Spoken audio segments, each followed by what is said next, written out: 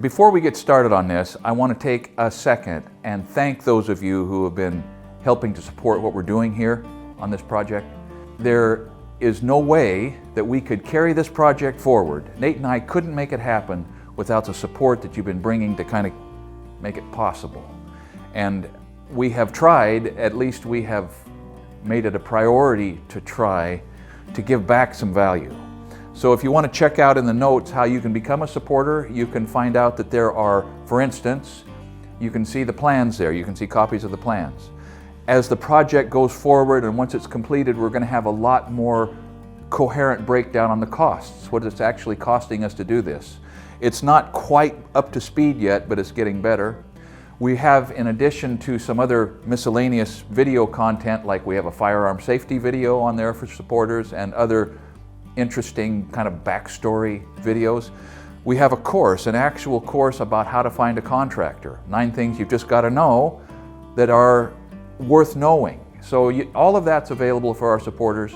Check the notes if you would like. You can see if it's something that you would like to become part of. And for those of you who have done that, who have made that choice, thank you. Now the first thing you're going to notice is that we're dealing with a little summer rain here now.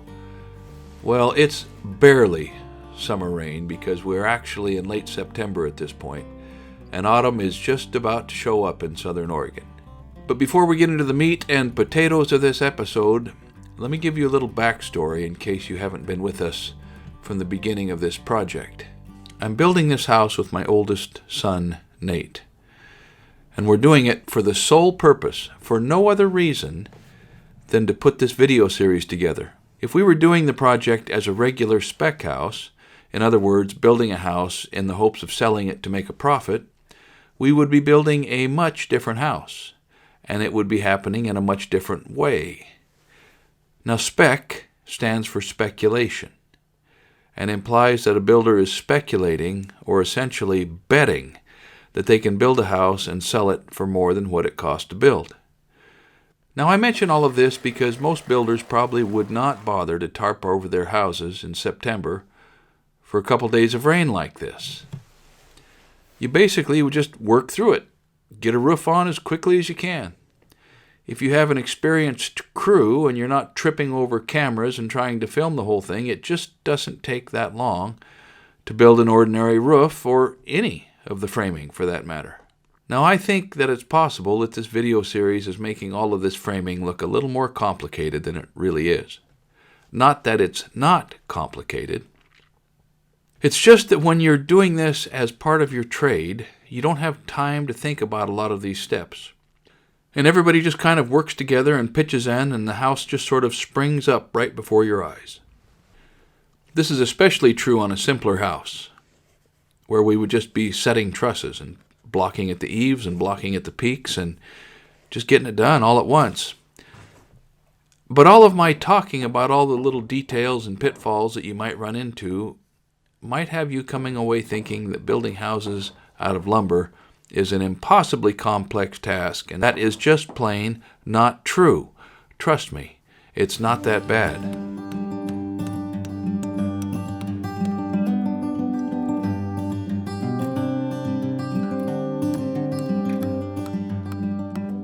Now, because the videos themselves are the top priority here, we're taking the time to tarp so that we can try and do our filming when it's not raining.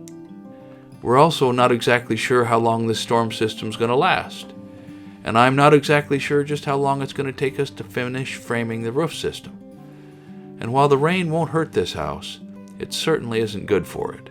Besides that, having some tarps up here will allow us to take our time putting all of this together, which should hopefully translate into better videos. Now I also want to mention that even though we will film this entire roof system and the whole rest of the house very carefully, don't worry, we're not going to subject you to watching every single cut and fastener, especially if it's a process or a step that we've already explained and that you've already seen before. First and foremost, we're hoping that this series is enjoyable to watch, so we'll try to keep the pace moving.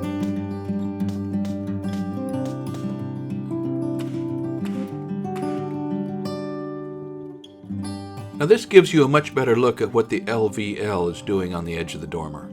It's also giving us a nice place to wrap the drywall around this lower corner. By doing it this way, we get this little space down here where the main slope of the roof travels past and down to the floor inside the bedroom. It's not exactly a livable space, but it's still nice to capture it if we can. A person would be able to put furniture in here or maybe a built-in shelf or something, and it will give the room a neat shape.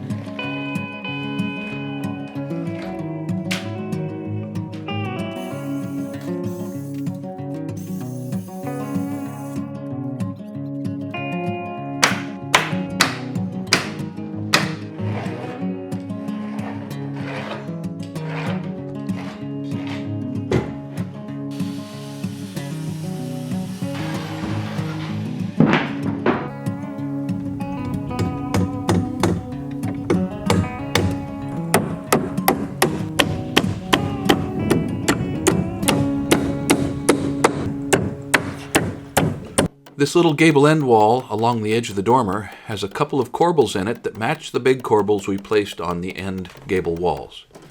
They're just a little smaller. And since this wall has to be put together in place, these little overhangs will be built in place also.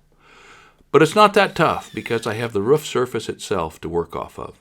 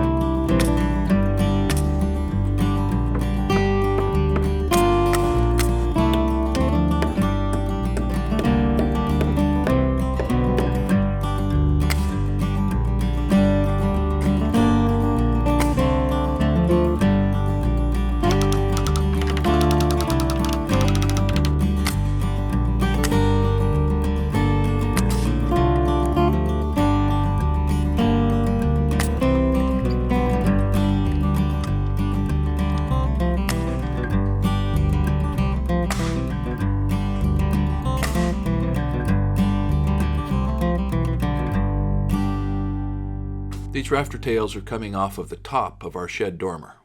To get up here, we had to assemble some scaffolding all across the front of the house.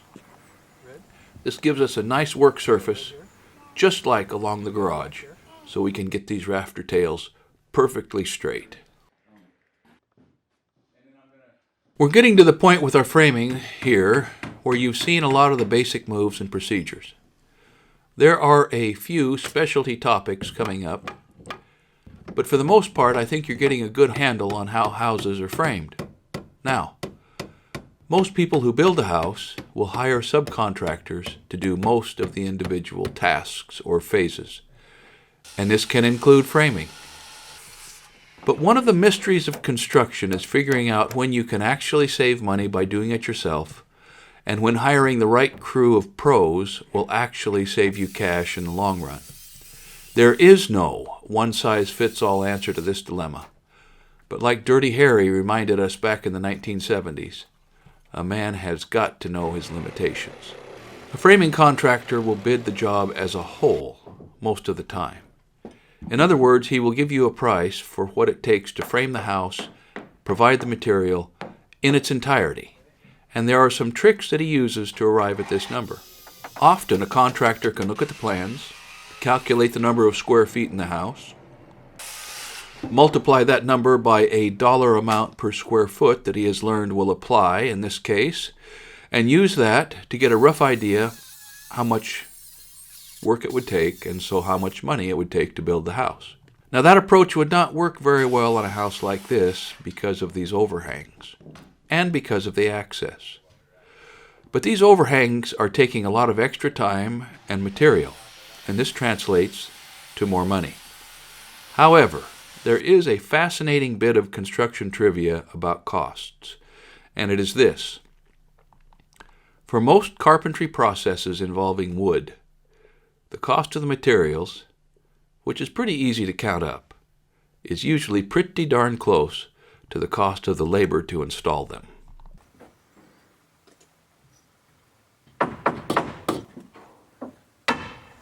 Now there are several parts of building a house that are stressful. And one place where some stress originates is in all of the various choices that have to be made. When we were planning and designing this house, we talked at great length about locations and decisions for the actual design of the house. So you might think that we're kind of past that point, but we're really not. All throughout this construction process, there have been choices made that were not indicated on the plans. Choices about precise materials to use. Choices about unforeseen circumstances that require a deviation from what the plans show. I bring this up because if you're watching this and thinking that someday you will be building your own house, you need to prepare yourself to be in charge of making a lot of decisions.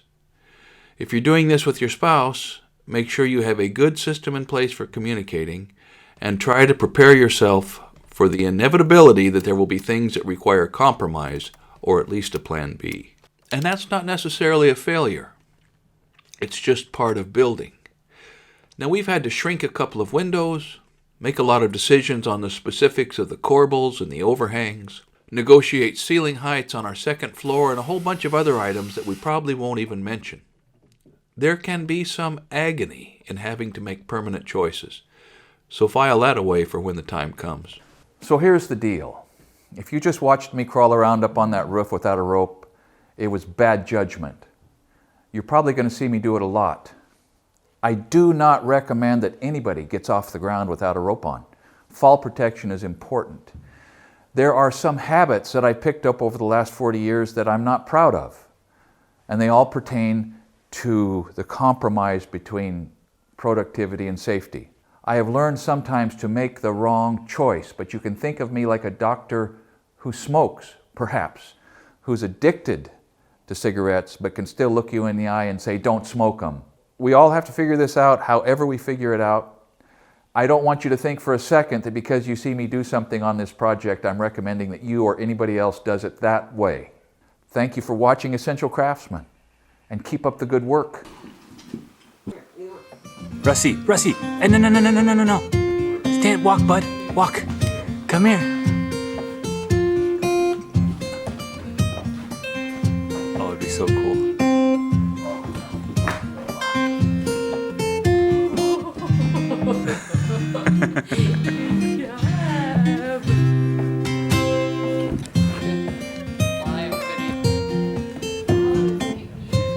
It's such a beautiful day. Oh, Rusty boy, that's not a great toy. Hey.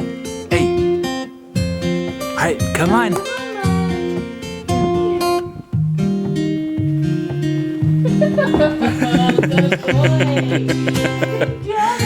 Do one more.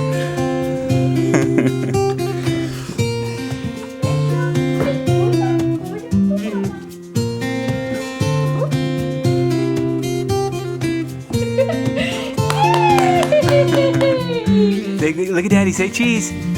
Rusty, say cheese. If